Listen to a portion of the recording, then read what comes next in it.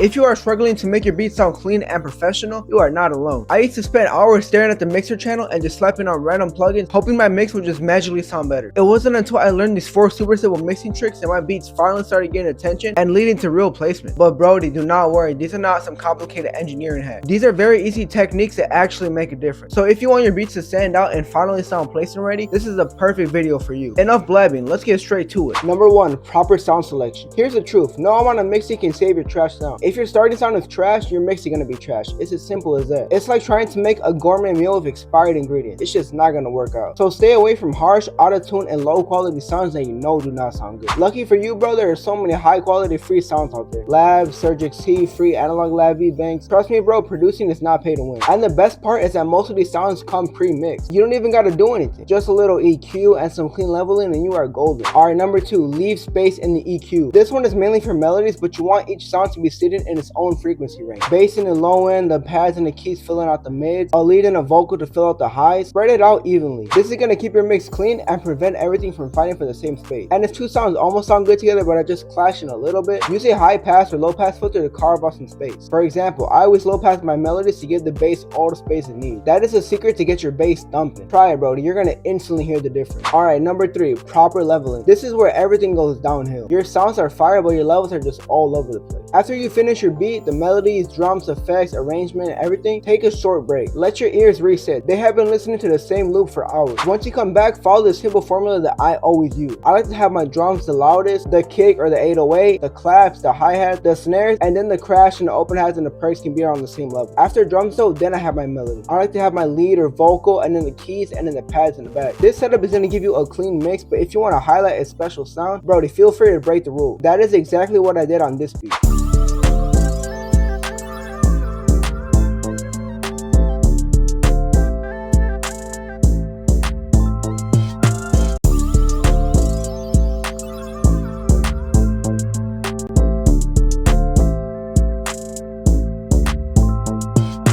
As you can hear, both versions are fire, but the second version highlights the sounds that I wanted to shine. Mixing is personal, but that doesn't mean that people are not gonna laugh at you for having a trash mix. Number 4, pan out your sound. Bro, panning out your sounds is the easiest way to make your beat sound 10 times better. When you slightly pan out your sounds from left to right, it creates width, bass, and prevents everything from crowding in the center. Especially if you are listening with headphones, Brody, it is like you are in the beat. You are gonna immediately hear the difference. So here's what I like to do. I like to keep my essentials, my kick, my clap, my bass in the dead center. And then I pan out my counter melodies or drums slightly left and right. Always crank my bass in a mono for a tight and focused low end, and then I put my pads and my background instruments in stereo for that beautiful full sound. Let's go back to the other beat. As you can see, I did everything that I just said, and that is why the mix sounds clean and professional. And bro, it is so easy to do. Since I'm such a generous and jacked guy, here's a bonus tip. Number 5, keep it simple. This is definitely the most important tip of all of them. Do not overdo it. If you have 20 sounds fighting for each other in the mix, no amount of leveling or EQ or panning is gonna save you. Only use the sounds you need to create the vibe you are looking for. I usually go with about 4 to 5 melody sounds and then 6 to 8 drum sounds, and that gets the job done. Trust me, brother, you are adding way too much sounds to your beat and making it sound worse. Keep it simple. So these were the 4 simple mixing tricks that actually make your beats hit. As long as you utilize proper sound selection, leave space in the EQ, properly level and pan out your sound, and keep it simple, you're gonna start getting placements in no time. Try these out, bro, and thank me later. If you found this video helpful, leave a like and comment what tip helped you the most. Make sure you guys subscribe because I have so much game on the channel, it's honestly crazy. Alright, Brody, get to work and stop making trash beats.